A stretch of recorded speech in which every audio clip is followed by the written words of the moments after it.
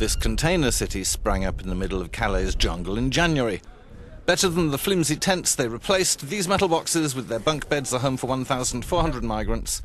It's a warm spot on their long journey into exile. Inside this camp, it is safe. But if you go out of this camp, there is no security.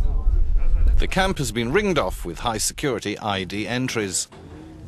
Access codes, palm recognition biometrics, high fences and video cameras have been used to crack down on the jungle's violence, all controlled by an association, La Vie Active.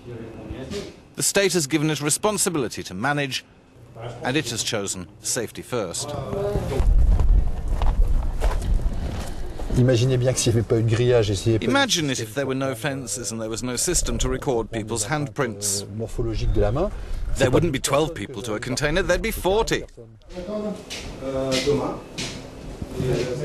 Safety first has a price. La Vie Active and the state are vague on the subject, but admit much of the camp's €23 million budget is eaten up by security.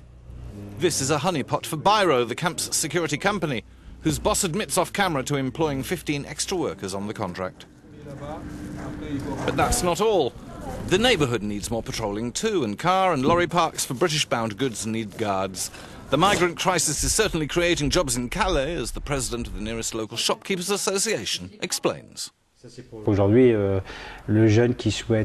any young person who wants to work and really wants it can go into the job centre for security training, and then after that have a 2 in 3 chance of getting hired. It's true that it's currently the strongest sector in Calais. C'est vrai que c'est quasiment le meilleur emploi sur Calais actuellement. It's not only in the north of France that immigrant control is becoming a bankable business opportunity. The container camp's biometric system was dreamed up by a tech firm in a Parisian suburb, and its boss sees boom times ahead for the security industry.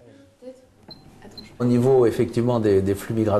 think migratory flows make for a developing market, and it will develop because biometrics is the only technology that can provide foolproof personal identification.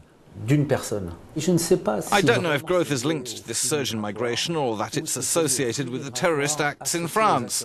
There is growth in demand for security, and we are certainly feeling it. But isn't it dangerous to subcontract the migrant crisis? Claire Rodier is the author of a book, Xenophobia Business, and is furious at its abuses.